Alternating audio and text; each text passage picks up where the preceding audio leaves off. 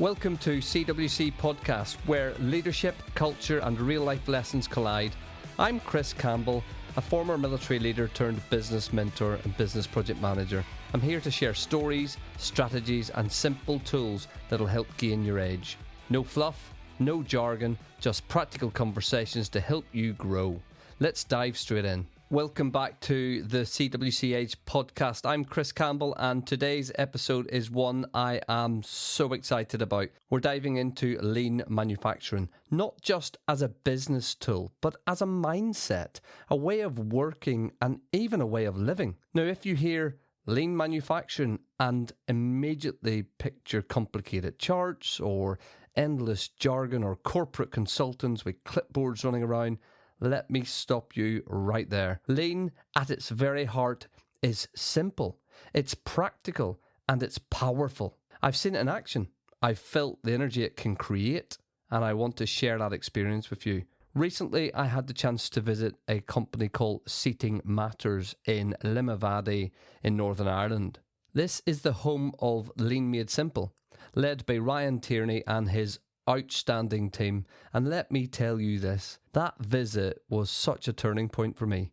It was like walking into a living, breathing example of what lean should be. And they're not finished. They're still on their journey. It's not theory, it's not buzzwords, it's actual culture. Real everyday habits, the kind of stuff that makes you walk away thinking, why isn't everyone doing this? So today I'm going to take you on a journey. We'll cover the history of lean, how it evolved, why it matters, what I saw at Seating Matters, and the challenges of applying it even in seasoned organizations, and the small wins that make the biggest difference. And yes, we'll even talk about how lean has made it into my very own home in my kitchen. Because lean isn't just for factories. I believe lean could be put in all facets of your life. So where did lean come from? This isn't a history lesson, by the way. The roots of lean trace back to post-war Japan. Toyota were facing limited resources, as you can well imagine, and they had to find smarter ways of working. They couldn't afford to waste anything. They had to get creative. Enter the Toyota Production System, the TPS, the birthplace of lean. It wasn't about cutting costs or squeezing workers to get more out of them. It was about respect for people and the relentless elimination of waste. Two Japanese words became the foundation: muda, which equals waste, and kaizen, which equals continuous improvement, or CI, as you may know it. Identify what doesn't add value and then remove it. Then keep improving. Over time, Western companies, they caught on. They could see it was working. Researchers then give it the name lean, and it's spread far beyond the car manufacturing plants. Now, you'll see lean in healthcare nowadays, education, you'll see it in tech startups, you'll see it even in kitchens. Yes, I'm talking about my own kitchen. But here's the thing, lean isn't just a tool set, it's a mindset. And you could go down all manner of rabbit holes reading about lean and researching lean, but I have a few good books that I will link in my description notes for you to go and have a look at. Some of them were inspired by the team at Seating Matters. And that's what too many organizations miss. They treat lean like this one-off consultancy project when somebody's going to come into you and say, oh, you're not doing very well, so, do this, this, and this, and you'll be flying colours. No, it's a way of thinking. It's a way of behaving every single day. Now, let me tell you about my visit to Seating Matters. What a company. If you want to go on a factory tour of a company who is doing what I think is absolutely amazing stuff, get yourself booked on. Lean Made Simple is the website. You can't miss it. The factory tour was amazing. But walking into their facility in Limavady, in the back end of nowhere, you immediately feel the buzz. The music was playing. The place doesn't just run lean, it lives lean. There's energy, there's clarity, there's pride. Every single member I spoke to of that company was proud to be there. There's a list as long as your arm of people wanting to be employed there, and they actually can't employ anymore because obviously they're working at max capacity. But I tell you this, if one person wanted to leave, they would have 20, 30, 40 people that would want to probably fill the slot. How many employers out there can actually say that if one person walks out the door, they could fill it immediately with 20 to 30 people? Not very many. They've built a whole culture around this. Ryan Tierney, who hosts the Lean Made Simple podcast, hopefully someday I might be a guest on it. He's the real deal. He doesn't complicate it. He doesn't over-engineer it. He just shows how lean principles can transform not only businesses but people within the business. One of the standout things for me was their morning routine. Every day starts with structure.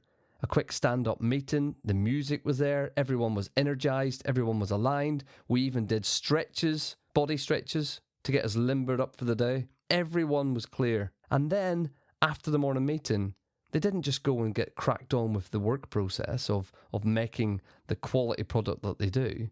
They went away and they did the 3S process. They started sorting out their work area. They started to set it in order again and shine it every single morning. Not once in a while, not when things get messy. Every single day. It sets the tone, it creates discipline, and it builds culture in a whole different way. And here's the impact. You don't just see tidier workstations. You see empowered staff. You see people who take ownership. You see a culture of improvement baked into the DNA of the very company. I left that company that day very well motivated. I was inspired, and honestly, I was a bit jealous of what I walked into and what I had to leave. Because I thought, imagine if every organisation was like this. Imagine if every team had the simplicity, the consistency, the energy. It would be a game changer. Now let me bring it back to my own career as a business project manager. I've been digging into lean more and more and more recently. I got qualified in several builds. And let me tell you, applying it in a well-oiled, seasoned organisation, it's not easy. You're up against habits, you're up against traditions, the way we've always done it, etc. But people don't resist lean because it doesn't work.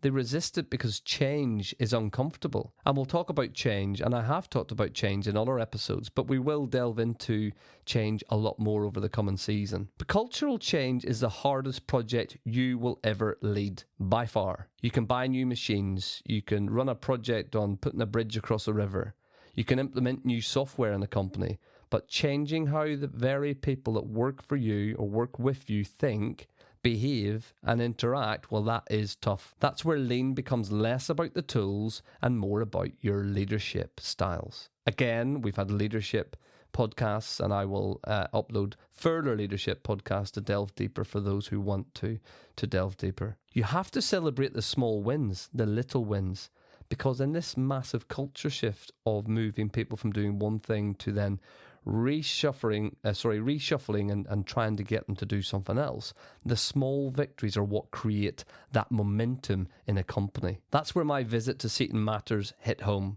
It reminded me that lean isn't about massive transformations overnight. Nonsense. It's about embedding daily rituals, daily habits.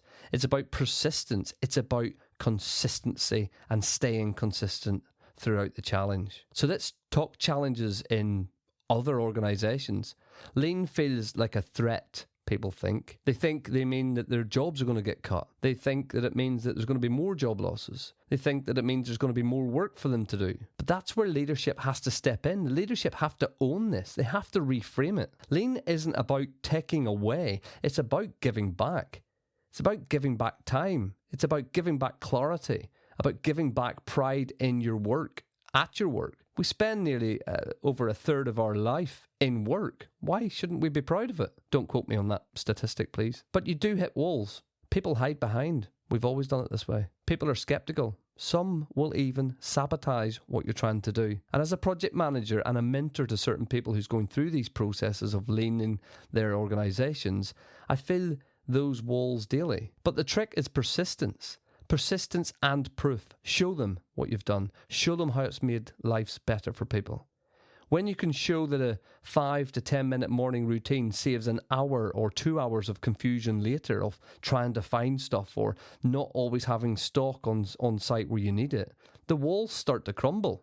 When people see their workspace running smoother, their stress levels should undoubtedly lower. Their job satisfaction should improve. That's when hearts and minds start to shift. One of the golden rules of lean is to celebrate the little wins. Too often, leaders wait for these big, massive results, £100,000 saving, before giving recognition. Lean thrives on momentum. That team that reorganised the workspace or moved things to a different area, celebrate it. Go and give them a pat on the back. Buy them lunch, for goodness sake. Buy them a coffee. The colleague who took 2 minutes off a process, celebrate it. Buy him lunch. Buy him a coffee. Or her. The manager who started holiday deal... Sorry, what am I talking about? Lost my train of thought. The manager who started holding daily huddles, celebrate it. The manager who talks to his people, celebrate it. Small wins compound into these culture shifts, and it's not going to be easy. A culture is everything. Here's the fun part. Lean doesn't stop at work. It sneaks into your life. And I realised this during my recent kitchen extension. Without even planning it, I started to apply Lean. I was asking myself, looking in the shell of the extension, where do we spend the most time? I put deck chairs out. I put wooden tables out to look where the island would be. I put a cement mixer where I thought the cooker was going to be. The answer to me was the most time spent in there is making a brew, because we're traditional in England. Let's have a cup of tea. So I designed the kitchen, believe it or not, around our hot water tap, or what do you call them? Oh my goodness, it's gone right out of my mind. A cooker. We bought a cooker tap, we upgraded and went for a cooker tap to get rid of the kettle to have a minimalistic look in the kitchen. So I designed the kitchen around that cooker tap. Where's my cooker tap going to be? Where's the mugs going to be? Where's my tea bags, my coffee, my spoons? All in one flow. I did make a bit of a boo-boo because I couldn't fit the fridge in where I wanted it, so I still have to make about 4 steps to get to the fridge, but 4 steps isn't that bad in my house when it's not making me money.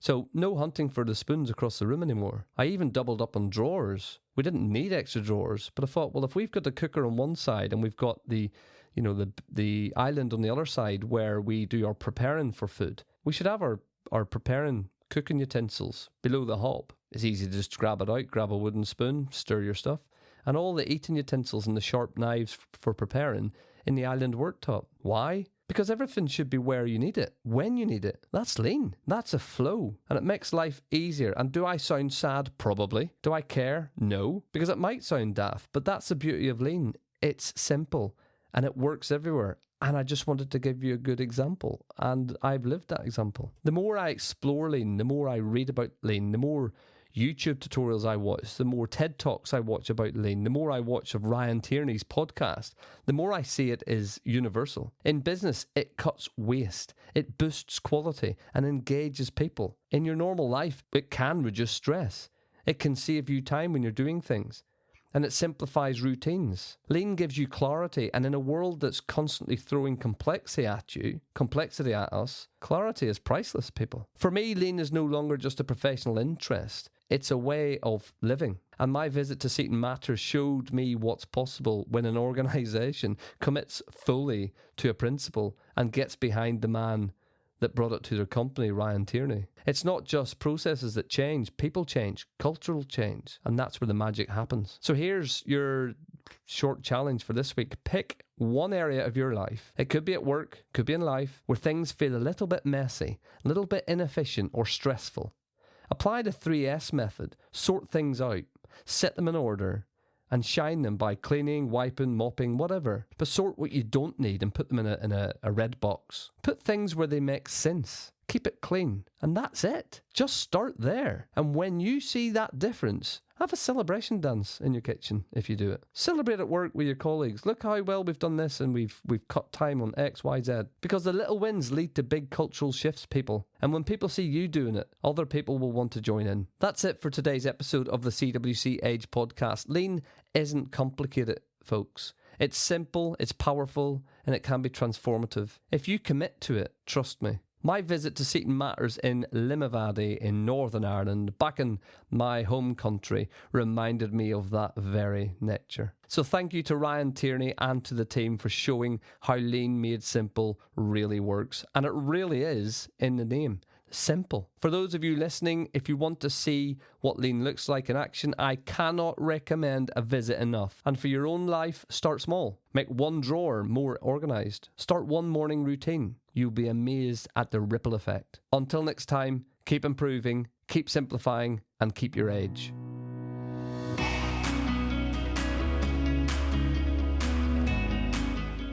Thanks for listening to CWC Edge podcast. If today gave you something to think about, share it with your colleagues, share it with your friends, share it with your team, because growth is better when it's shared, people. For more insights, resources and blogs, head over to cwcedge.com. Until next time, keep it simple, keep improving, and keep your edge.